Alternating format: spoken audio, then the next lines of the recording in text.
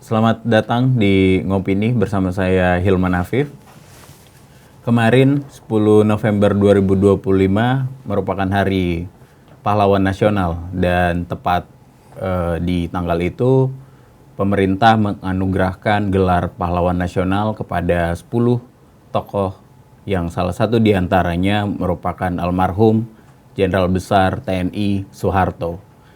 Menurut banyak pihak, Pak Soeharto memiliki banyak kontribusi terhadap pembangunan terutama di zaman Orde Baru. Tapi di sisi lain banyak orang yang mengatakan bahwa Pak Harto tidak hanya memberikan kontribusi terhadap pembangunan tapi juga banyak mengakibatkan kehilangan. Setelah hadir bersama kami di studio ada 3 narasumber. Yang pertama ada Kang Yosep Suprayogi. Selamat datang, Kang. Selamat datang. Gimana kabarnya? Baik. Agak trauma. Agak deg-degan. Sedikit buat saya. Kemudian yang kedua ada Bang Begi, Deputi Program Auriga Nusantara. Gimana kabarnya, Bang? Baik? Selalu baik. Selalu baik. Dan selalu menikmati keadaan. Selalu menikmati keadaan.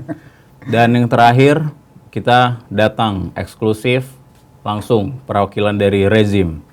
Menteri Kegelapan. Selamat datang Pak Menteri. Selamat datang. Gimana kabar? Hidup Jokowi. Hidup Jokowi. Iya.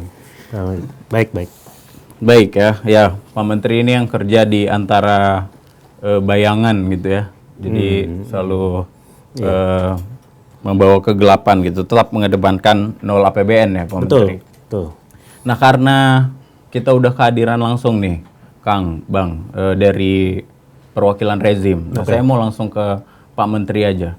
Apa sih Pak Menteri yang menjadi dorongan dari pemerintah itu untuk menjadikan Soeharto ini sebagai pahlawan? Saya sih kalau dari kami Kementerian Kegelapan tuh sebenarnya udah bilang ke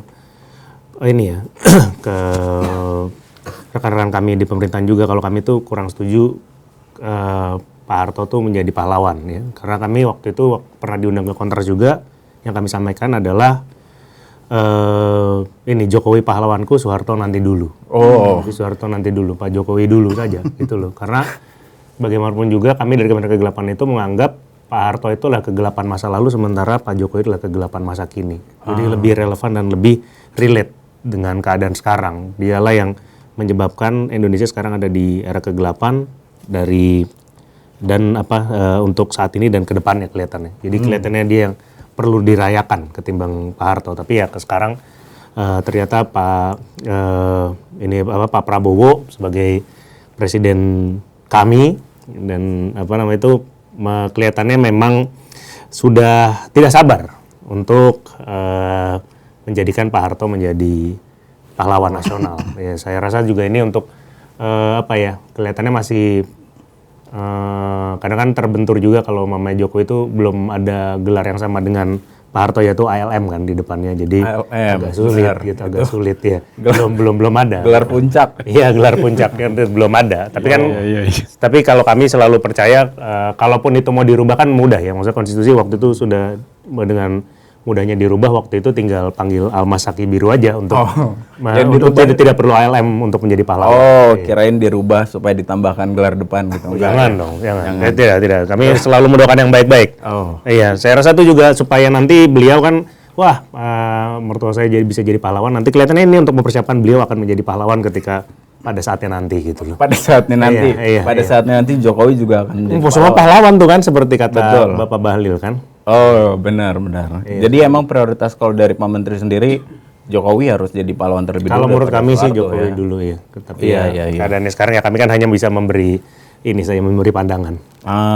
Kalau kita ke Kang Yosep nih Kang, kalau dari kacamata Kang Yosep sendiri, gimana sih Orde Baru itu dulu mengontrol narasi gitu soal pembangunan? Karena kan pembangunan ini jadi salah satu narasi ya yang dikeluarkan sekarang, jadi salah satu alasan kenapa Pak Harto itu berhak untuk menyandang gelar pahlawan. Aku kira lebih santai zaman dulu ketimbang sekarang. Oh ya? Ya, dulu itu kita cuman paling kalau menurunkan tulisan yang agak-agak sensitif begitu atau minor menurut kawan-kawan Pak Harto begitu. Kawan-kawan Pak Harto ya, bukan Pak Harto. Pak Harto pasti tidak baca pada waktu itu. Tapi paling yang menelpon ya Pangdam atau paling yang menelpon ya Bakin. Nah sekarang kita nulis sedikit, gerombolan pada datang. Saya kira lebih santai zaman dulu. Oh, oke. Oh, justru Orde Baru lebih santai daripada zaman sekarang ini.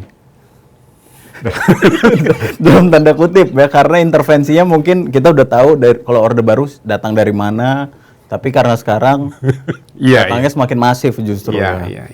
Tetapi kita tidak bisa bilang bahwa zaman itu tidak sangat otoriter. Bahkan media pada waktu itu untuk terbit harus ada siup. Sekarang bebas. Siapapun yang punya handphone bisa menjadi jurnalis gitu kan. Iya. Zaman itu tidak. Oh, jadi memang ada pembatasan-pembatasan itu juga di Orde Baru ya. Sangat. Tapi kalau gelar pahlawan ini untuk Soeharto, sebenarnya ini bagian dari apa ya, upaya glorifikasi nggak Kang? Menurut Kang Yosep untuk upaya apa ya, melunakkan sejarah gitu tadi terhadap otoritarianisme masa lalu gitu. Aku coba ingat prestasi Pak Harto zaman dulu ya. Itu kan di zaman awal dari Pak Karno ke Pak Harto itu tingkat kemiskinan itu 60%. 60%. Ya.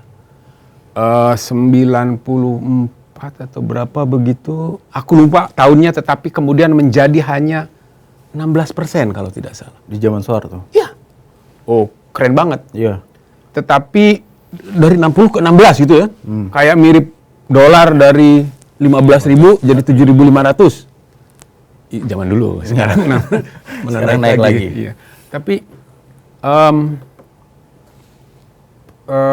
yang jadi soal adalah bagaimana itu diwujudkan. Ya, itu tadi otoriter sekali. Lalu yang dilakukan adalah sebenarnya mirip tambang sekarang lah, di era Pak Jokowi gitu, bahwa ya kalau sumber daya alam mah dibiarkan saja begitu, dikeduk begitu, ya udah pasti ada cuan dong. Ya. Nah, zaman itu yang dieksploitasi itu hutan. Nanti aku kira abangku bisa meluruskan itu ya, tetapi hutan dieksploitasi dan masih sama seperti sekarang. Meskipun sekarang banyak raja kecilnya, pada waktu itu sekitar 50 atau 60 atau 64 juta hektar hutan itu dibagi untuk 500-an sekian ya perusahaan. Wow. Lalu dari 500-an ini kalau diperes kayak kita sekarang bikin keterkaitan BO gitu, ya jatuh-jatuhnya hanya ke 20 konglomerat. Sekarang pun seperti itu toh? Iya, betul. Seperti itu. Jadi aku kira dengan deforestasi tahunan di 80 itu sekitar 0,5 juta, lalu terakhir di sampai 97 itu 1,2 juta, aku kira ya siapapun presidennya kalau modalnya adalah ngeduk SDA, mengorbankan masyarakat yang ada di SDA itu, ya siapapun bisa. Iya. Jadi begitulah. Karena udah disinggung nih Bang Bek soal eksploitasi SDA. Biar bola panasnya ke dia toh. Jadi biar Bang Begi yang klarifikasi soal ini ya. Nah, tadi kan banyak karena sentralistik gitu ya Kang ya, makanya mungkin angka 60 ke 16 itu bisa tercapai gitu ya. Semua dikondisikan oleh beliau gitu ya, tentu dengan mengorbankan lingkungan hidup. Nah, kalau menurut Bang Begi gimana soal itu? Soal pembangunan dan lingkungan hidup di masa Orde Baru ini, Bang? Saya mengambil kata kuncinya Pak Menteri ini, kegelapan. Kegelapan. Karena sebenarnya kegelapannya itu berlanjut ya. Karena sebenarnya hari ini adalah proses kegelapan yang dibuat dari mula di zamannya Soeharto. Karena kalau kita berkaca pada hari ini, masalah yang ada itu masih berlanjut sampai sekarang. Kita ambil contoh adalah buah dari produk yang namanya Undang-Undang 11 tahun 67, Undang-Undang Pertambangan. Tapi undang-undang ini kan sebenarnya juga kalau kita mau telusuri lebih jauh gitu ya, dia lahir saat kontrak karya Freeport ada lebih dahulu. Gitu. Baru undang-undangnya dimunculkan. Nah, kontrak karyanya Freeport itu kan akhirnya berujung sampai hari ini. Iya. Kegelapannya masih berlangsung, Iya. ya kan gitu. Masih terjadi persoalan di sana gitu. Masih kita lihat bagaimana masalah lingkungan, bahkan termasuk adalah soal pelanggaran HAM yang masih terus terjadi di sana. Artinya stabilitas ekonomi yang coba dibangun pada saat itu dalam konteks kemudian kenapa kita bicara soal Pak Soeharto kemudian mendapat gelar pahlawan yang kita tahu dulu dia juga digelari sebagai Bapak Pembangunan. Tapi Bapak Pembangunan yang kalau kita ambil dari bukunya Bradley Simpson bahwa pembangunannya itu karena ekonomi Widjang dengan militeristik yang dia bangun gitu ya. Kita lihat ada dom ya. Jadi stabilitas politik itu menempatkan militer tertentu, Aceh, Papua dan seterusnya, itu merupakan potret bagaimana pengelolaan sumber daya alam dahulu itu melibatkan militer, ya kan, atau aparat keamanan lah kira-kira gitu. ABRI ya, di mana itu? Ya, ABRI saat itu. Nah, artinya kegelapan itu sudah dibangun dari dahulu sebenarnya. Artinya rezim sekarang itu meneruskan. Bedanya adalah yang sekarang mungkin lebih greedy, ya.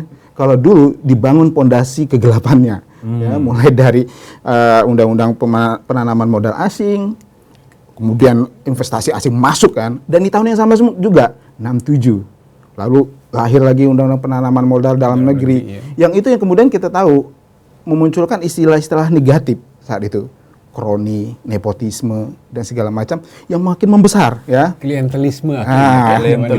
Klientelisme dan seterusnya. Dan itu yang kemudian kita tahu bahwa terjadi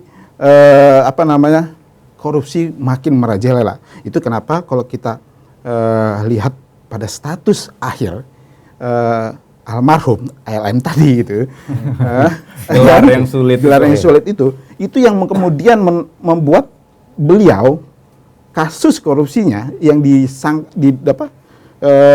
dibawa dalam pengadilan itu dilepas karena kasus korupsi kan. Tapi kita harus tahu gitu loh. Ya memang kalau orang meninggal nggak mungkin lah dipaksakan kasusnya diteruskan. Tapi artinya saya mau bilang gini, kegelapan ini rasa-rasanya akan terus berlanjut dengan pola yang kurang lebih sama. Karena ternyata hari ini udah menandakan yang disebut Orde Baru dulu itu akan berulang dengan pengelolaan sumber daya alam yang menempatkan kekuatan militer. Jadi ya kalau saya bilang sebenarnya ini hanya beda tingkat kerakusannya, sama-sama gelap. Rakusan mana itu? Kalau saya lihat hari ini jauh lebih rakus ya. Jauh lebih rakus. Gitu. Tapi dulu memang dia terpusat gitu terpusat karena memang karena kroni atau istilah nepotismenya sehingga hanya sekian persen orang yang kemudian menikmati. Nah inilah yang menjadikan sebenarnya kita jadi agak logika kita jadi agak tersentil gitu ya. Gitu.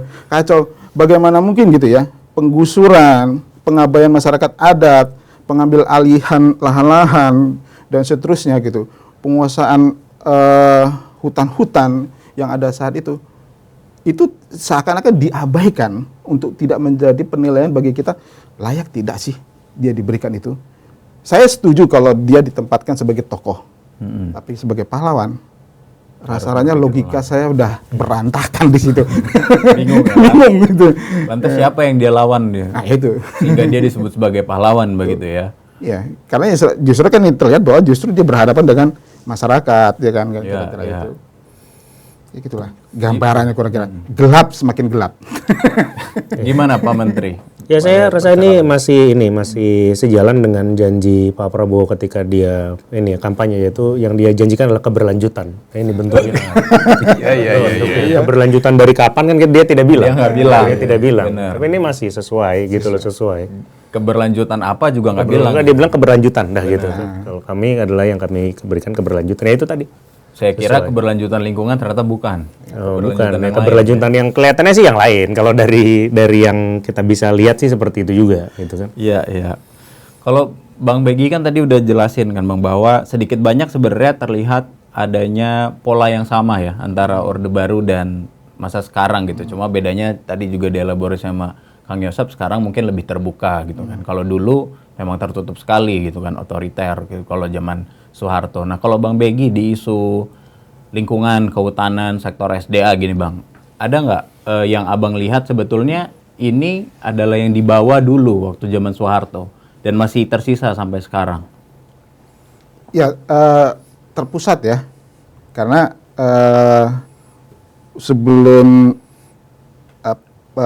jatuhnya Orde Baru, itu kan semua urusan ada di pusat. Nah, kalau kita lihat hari ini pun, itu kan juga kembali ke pusat, meskipun di rentang masa antara sebelum rezim sekarang gitu ya, itu ada otonomi daerah, ada sebagian kewenangan diberikan kepada pemerintah daerah dalam mengelola dan seterusnya.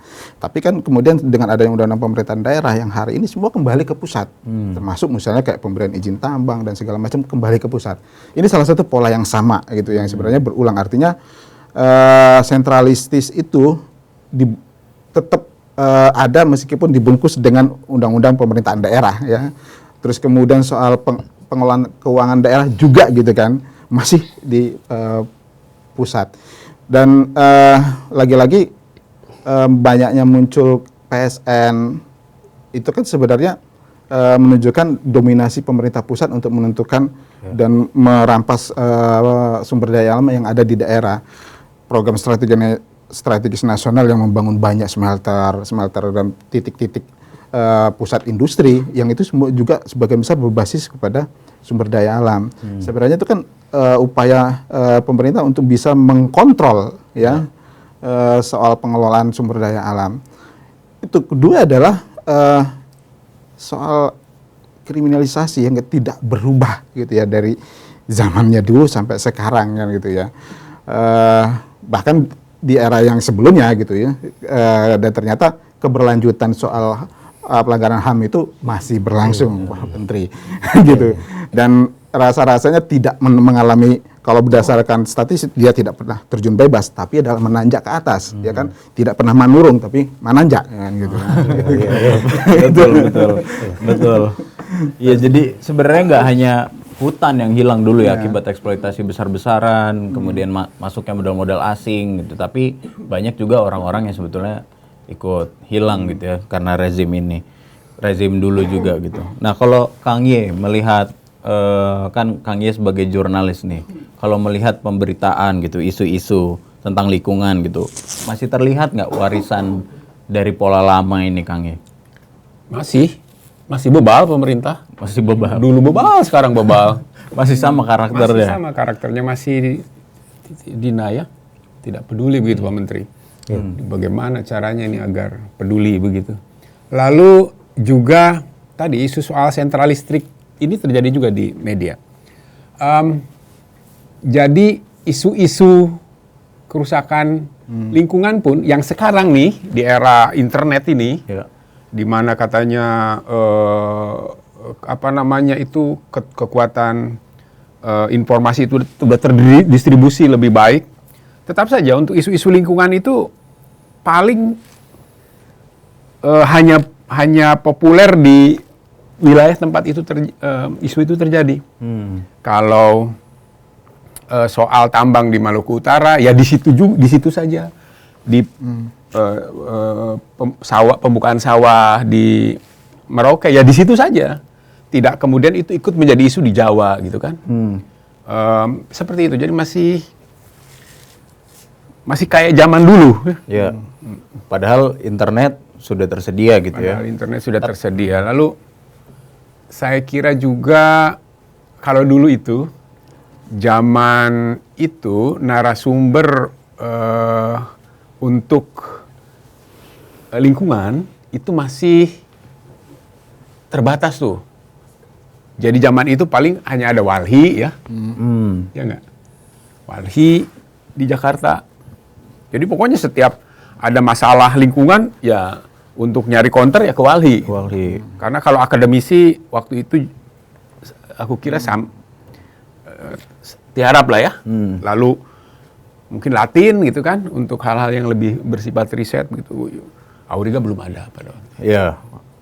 Tapi keterbatasan sumber ahli dan atau kegiatan aktivisme gitulah itu karena rezim kan, bukan karena dulu bukan karena keterbatasan sumber daya manusianya kan ya. Saya kira dua-duanya. Ya. Rezimnya juga menekan dan mungkin di zaman itu juga teknologi belum banyak, informasi juga masih sulit didapatkan, beda dengan sekarang yang gampang didapat. Zaman gitu ya. itu kan Pak Menteri kami itu kalau mau mengikuti isu, kalau tidak ke perpustakaan di kantor, pagi-pagi begitu membuka koran-koran semua, ya pergi ke Blok M, ke lapak koran di sana, buka-buka di situ. Jadi memang harus intens gitu untuk mencari informasi dulu ya. Peristiwa beberapa hari lalu begitu di ujung 3T itu, baru kedengarannya belakangan ini. Yang itu saja yang dekat.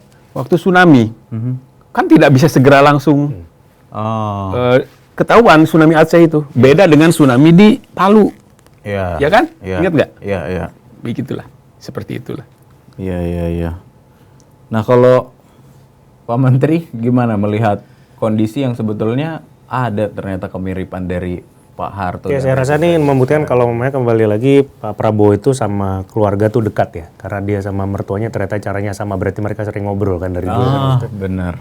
Jadi maksudnya dia tuh ternyata kan tidak sedikit mungkin orang yang berbeda generasi itu tidak mendengarkan generasi sebelumnya. Tapi terbukti ini Pak Prabowo sangat mendengarkan dan melihat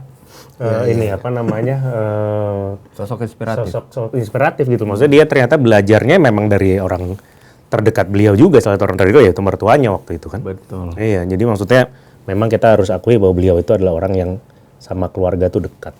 Benar. Iya. Family man. Hubungannya sama mertua baik lah kalau mau main itu. Benar. Tapi apakah sudah mulai terlihat Pak Menteri apa yang sudah dibangun ketika mertuanya berkuasa bertahun-tahun itu akan diupayakan dia kembali, karena kita lihat kan belum maksimal nih menguasai sumber daya alamnya, belum maksimal nih menguasai semua sumber-sumber kekayaan negara kan gitu.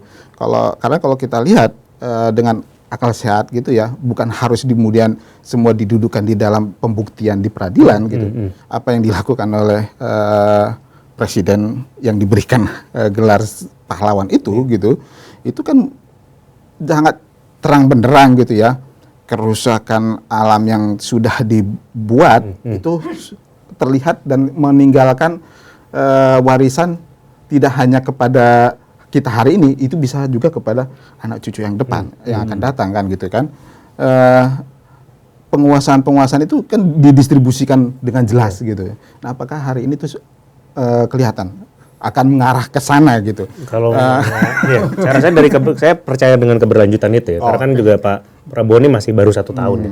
Tapi baru 1 tahun beliau sudah dengan aneka gebrakannya yang membuat kita mungkin sebenarnya kan kita sepakat kalau mamanya waktu dulu di pemilu itu 02 itu bukan kucing dalam karung. Kita tahu lah apa yang kalau mereka menang akan seperti apa gitu loh. Nah, kurang lebih kita akan tahu. Tapi mungkin kita akan sedikit kagetnya adalah loh kok buru-buru amat gitu ya, maksudnya nggak pelan-pelan, maksudnya dia memang percepatan lah, keberlanjutan dan percepatan. Nah, saya rasa ini juga kembali lagi ke bagaimana cara beliau memberikan ini ya, gelar pahlawan itu. Di situ juga kan salah satunya Bapak Sarwoedi juga mendapatkan kan di situ ya. Jadi memang kelihatannya beliau memang ingin memberikan ini ya, letting bapaknya tuh semuanya juga dapat juga gelar pahlawan gitu. Saya rasa sih memang inilah tujuan akhirnya adalah supaya nanti beliau kalau dapat gelar yang sama dengan mertuanya dia jadi pahlawan juga. Kayaknya sih arahnya ke sana untuk pemberian gelar pahlawan ini. Iya. Tapi kalau ini karena saya kan generasi sekarang ya, Kang, Bang, Pak Menteri, mohon maaf. sekarang ini banyak di media sosial atau di generasi-generasi saya mungkin gitu ya, atau setidaknya saya gitu, yang lebih banyak mendapat informasi bahwa di zaman Soeharto itu enak, harga murah, sembako murah, apa-apa terjangkau gitu kan, tertib warganya. Nah, gimana kalau Bang Begi atau Kang Yosep melihat narasi itu? Bahkan kalau dulu zaman saya SMP gitu banyak tuh baju-baju di belakangnya logo Pak Soeharto kan, enak zamanku toh. Nah, itu beneran enak atau gimana Bang Begi, Kang Ye? Atau itu upaya untuk melemahkan narasi masalah? Begini, sampai kapanpun nih, sampai dunia nanti kiamat nih, yang diuntungkan pasti enak.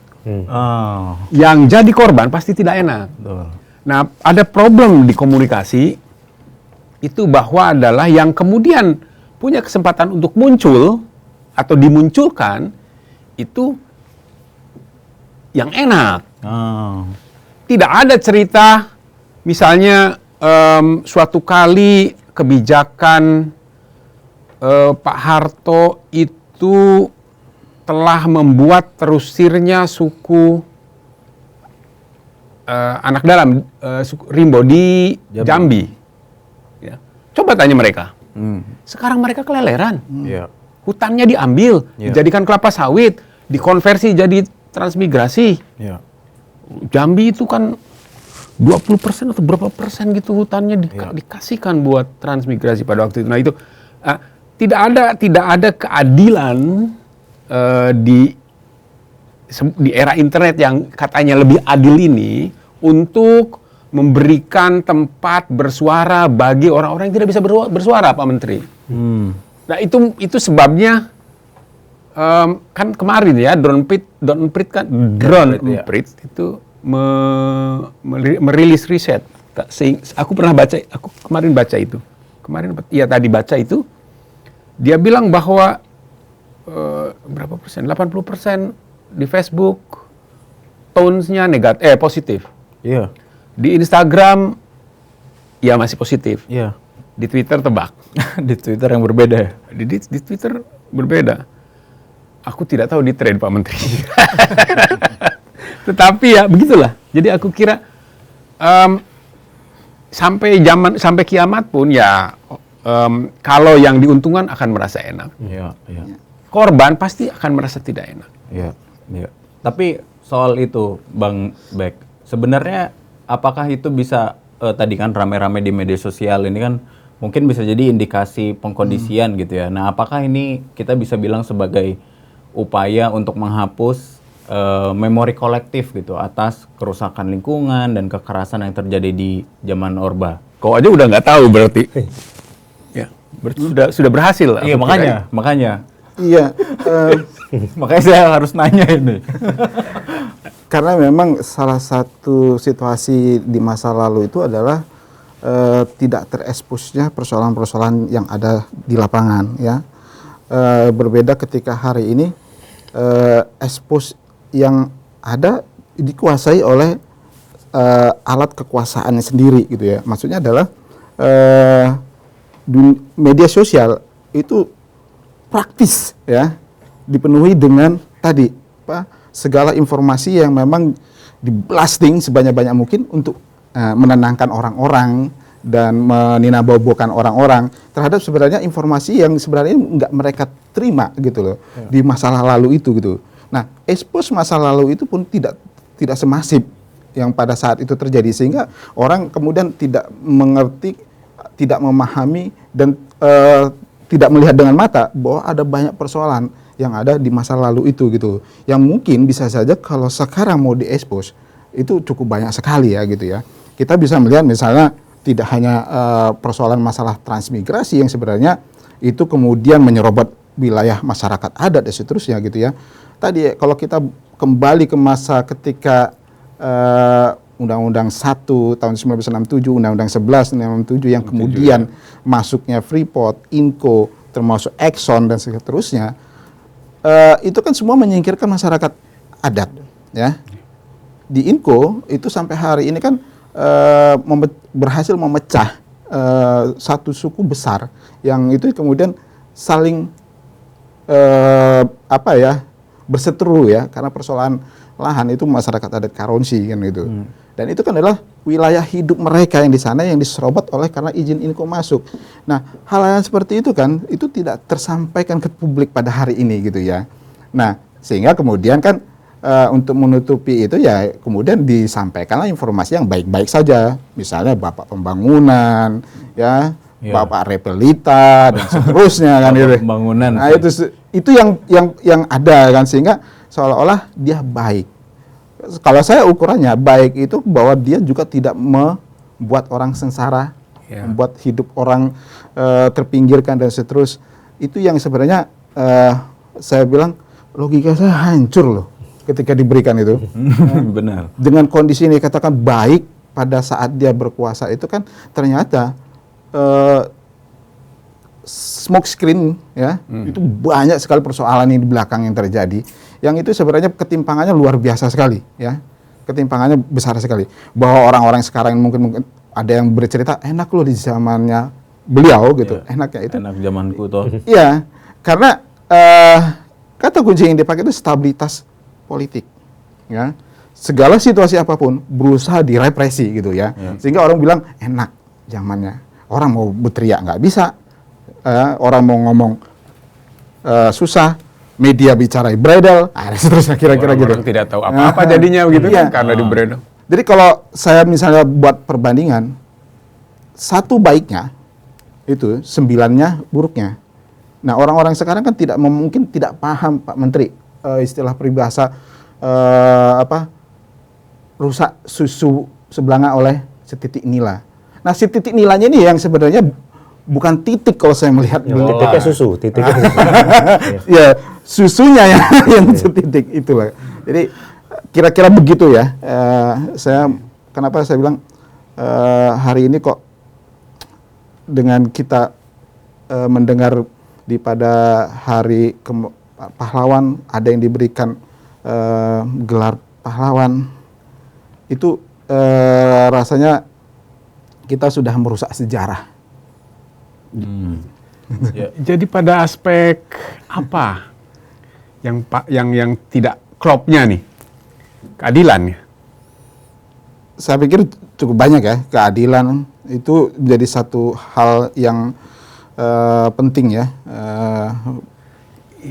Iya, karena saya ingat ini, Pak Menteri, 2000 berapa? 12 ya? Kan digugat tuh Undang-Undang 2009 itu soal pahlawan itu. Ada satu pasal yang, ya kan? Ingat ya? Saya kurang ingat. Kurang ingat. Baru lahir. Masih SD. Iya itu. Ada yang ingin ada tambahan klausul berkeadilan kalau tidak salah. Yang terhadap pemberian gelar pahlawan. Yang diberikan gelarnya itu harus ada keadilan. Ya jelas kalau itu ditambahkan beliau nggak bisa dong harusnya almarhum. Ya sekarang aja nggak bisa gitu maksudnya, harusnya gitu ya. Iya. Ya kan. Kemudian itu ditolak gitu untuk direvisi. Iya, ditolak. Ya. Tapi kan kalau saya lihat ini kan ada, karena tadi kan Pak Menteri bilang Pak Presiden ini kan family man. Karena dia dekat dengan mertuanya begitu ya Pak Menteri. Nah saya jadi curiga bahwa ada upaya untuk nostalgia nih Pak Menteri di zaman-zaman itu. Sebetulnya di pemerintah ada program nostalgia ini Pak Menteri. Ya kalau dari seperti Bang Menteri tadi bilang sih ada arah ke sana ya. Ada arah ke sana. Pengen bernostalgia ke ini zamannya beliau gitu loh. Nah tapi kembali lagi ya, ini adalah mungkin ini juga berkaitan sama upaya Bapak Fadlizon untuk menulis buku putih tentang sejarah kita gitu kan. Nah di situ Bapak Fadlizon berkata kalau mamanya Bapak Soeharto itu pelanggaran HAM dan korupsinya tidak terbukti katanya. Padahal waktu itu kan kalau nggak salah di Transparansi Internasional dia adalah presiden terkorup di Asia Tenggara kan. Bahkan di Asia mungkin salah satu yang terkorup. Nah yang jadi pembenaran dari Bapak Fadlizon adalah tidak pernah terbukti gitu loh. Nah saya rasa tidak pernah terbukti, gimana mau sudah dibuktikan orang nggak pernah diadili. Nah itu saya rasa sih begitu ya. Betul. Nah jadi kelihatannya ini kembali lagi tadi ke Kang Yohan yang bilang kalau ini sampai 80% ternyata dari survei. Gitu. Iya, Jadi kelihatannya setuju.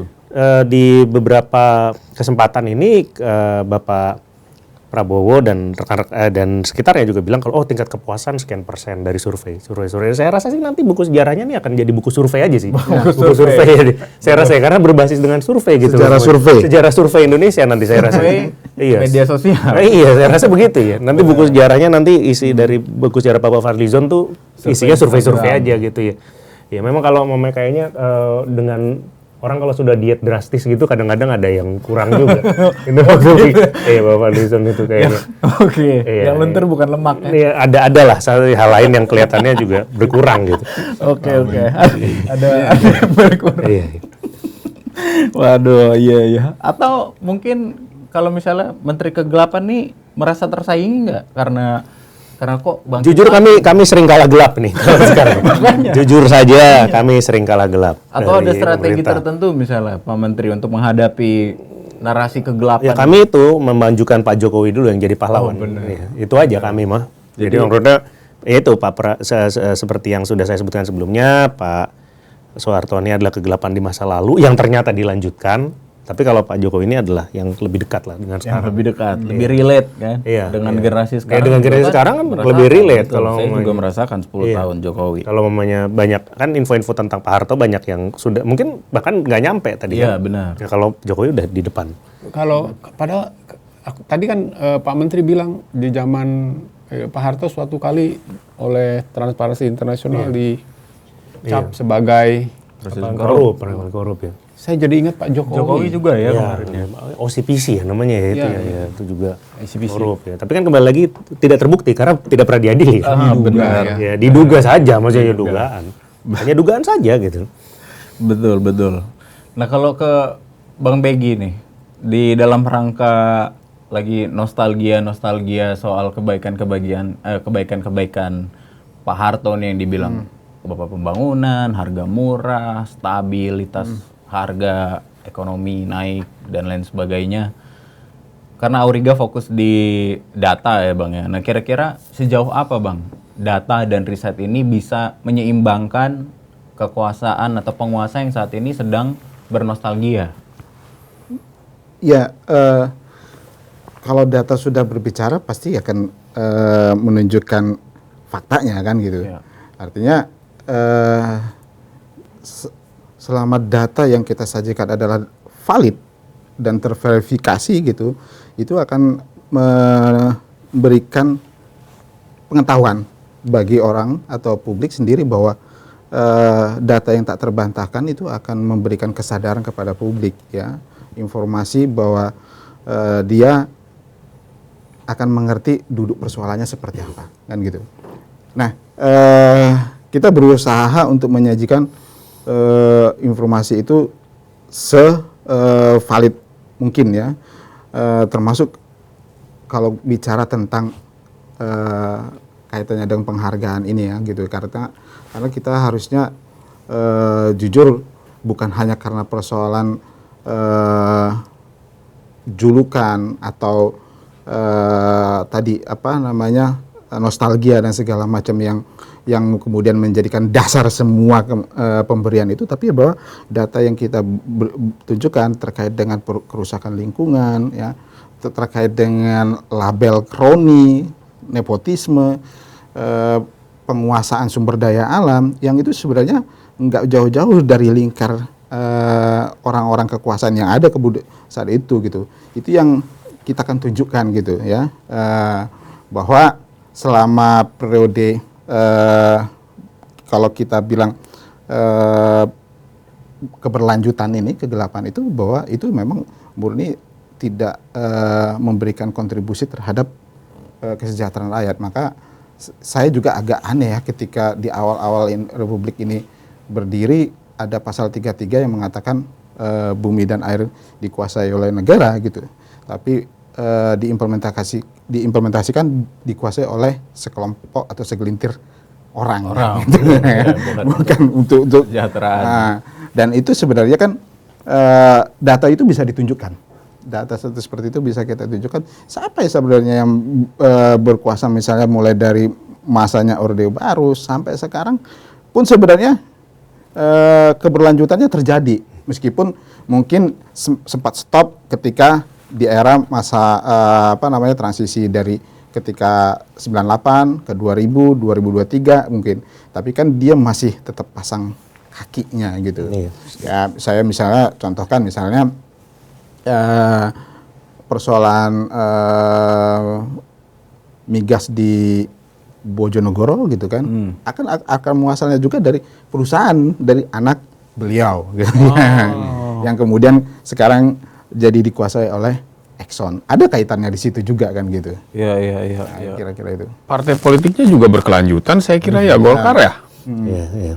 Sehingga itu penting kita harus menyajikan data yang valid. Pak. Tapi taruhlah Pak Menteri, Auriga, kawan-kawan itu sudah mengungkapkan data yang sebenarnya. Tapi kan kemudian data itu harus didiseminasikan. Iya. Nah, untuk persoalan serumit ini, sehingga kemudian yang segenerasi Saya bisa dong gitu. Ya, walaupun se-elaborate apapun akhirnya kalahnya sama survei nanti. iya benar. Maksudnya kan memang senjata utamanya survei sekarang. Iya. Survei sekarang setelah ada pembagian enggak ya, Aduh, saya tuh Pak Menteri? agak sulit juga ya saya berbicara itu ya, kayaknya. Apa pembagian apa ini? Iya, tapi kelihatannya sih kalau mamanya untuk sekarang sih kelihatannya lebih baik percaya survei Family 100 aja, Pak. Timbang survei sekarang. Itu cara favorit saya. Iya. Sama apa tuh yang tirai-tirai itu apa? Apa tuh ya, yang tirai-tirai? Super deal ya. Survei membuktikan ya gitu. Family 100 itu. Oh iya, Family Family 100 ya. Oh iya. Yang kita bingung sendiri ya. Family Makanya 100. sudah ada tanda-tandanya dari zaman Iya. itu, Iya. betul.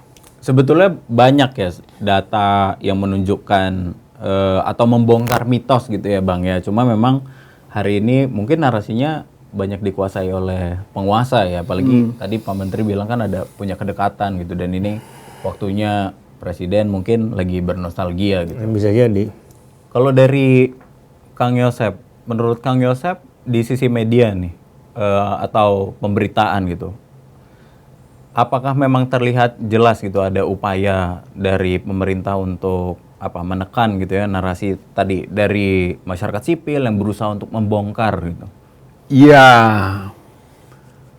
upaya itu terasa dalam bentuk finansial.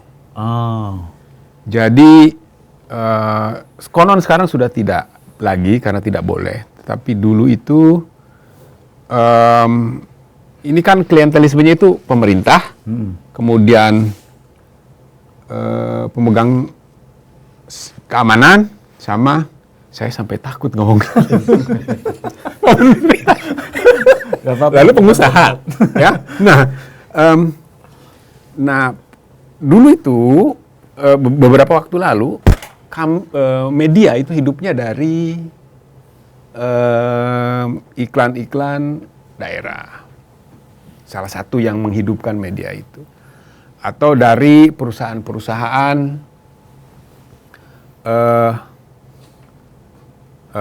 yang ekstraktif, ya, tambang kah atau HTI kah atau HPH kah. Beta Hita tidak.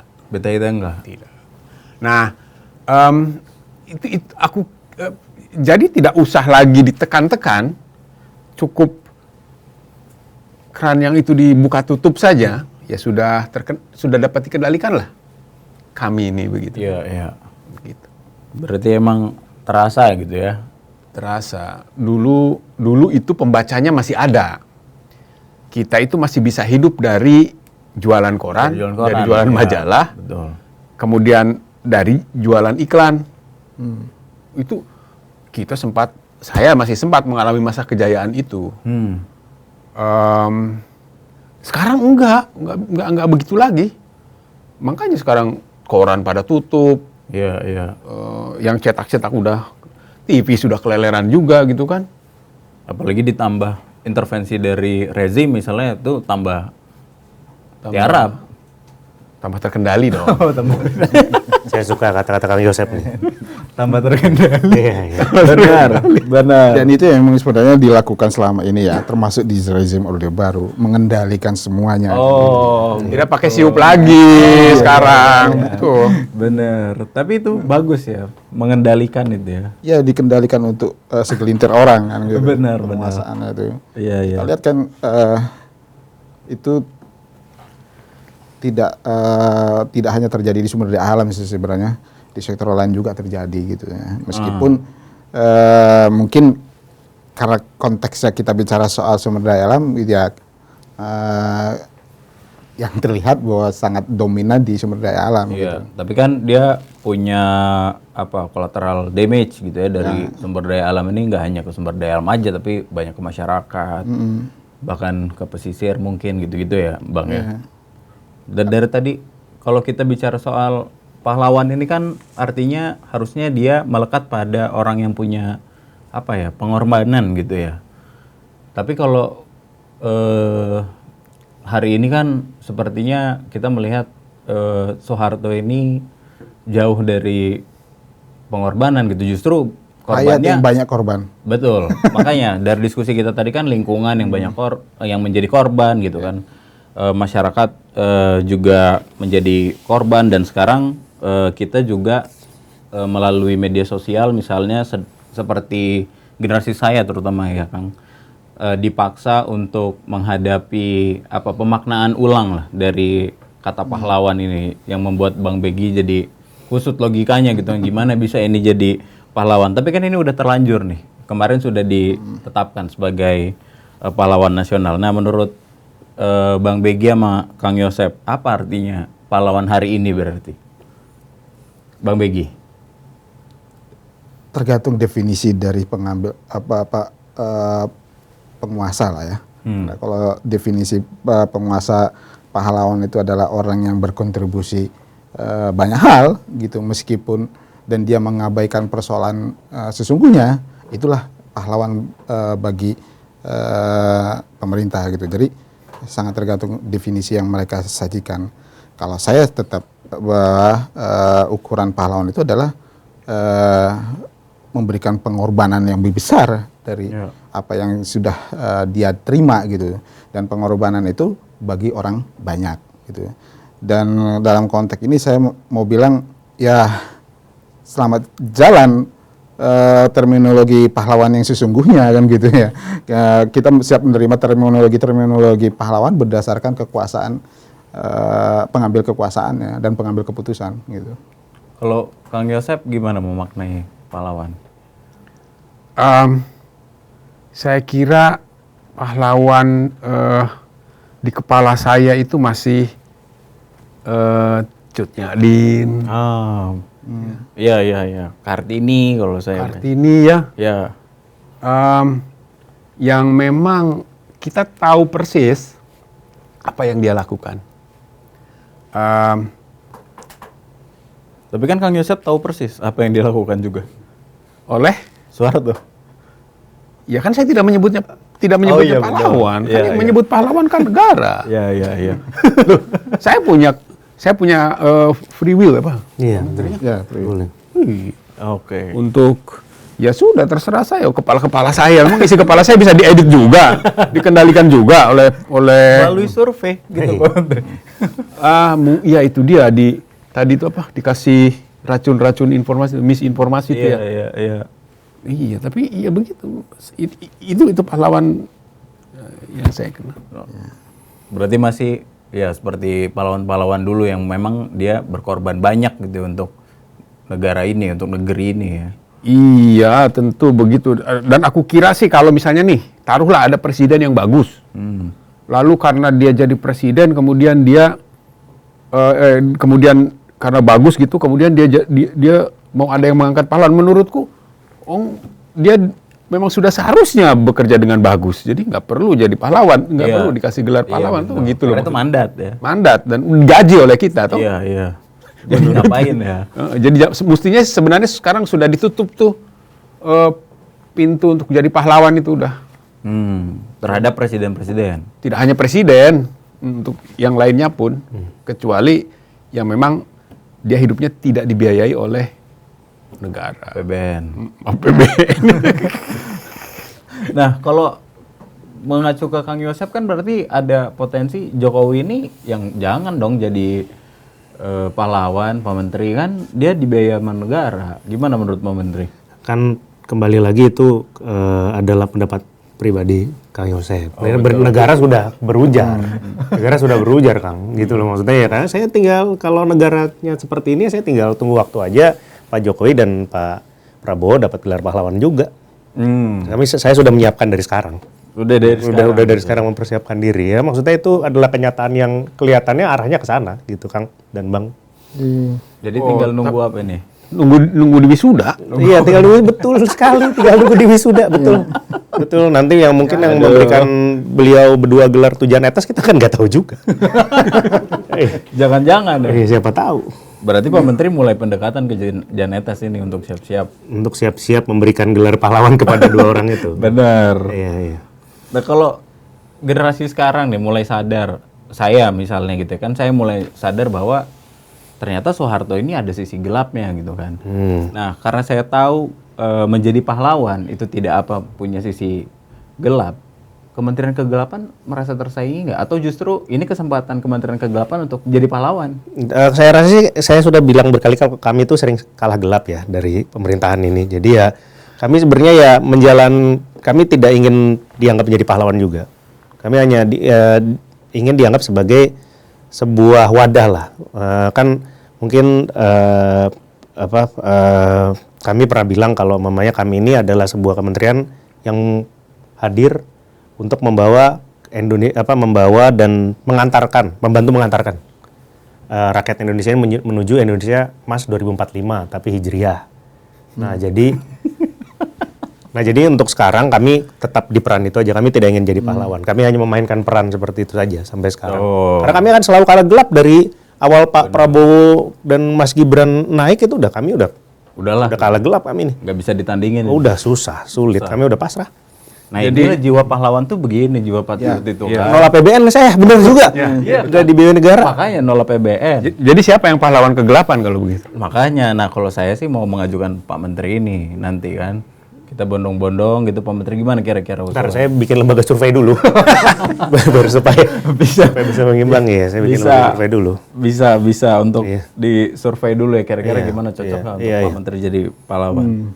Ya, nah ya berarti dari diskusi ini sebetulnya saya juga jadi punya gambaran gitu ya Bang, Kang Pak Menteri bahwa bisa jadi pahlawan ini memang bukan siapa yang berkorban gitu ya dalam zaman ini gitu, tapi dia yang disokong oleh kekuasaan gitu kan.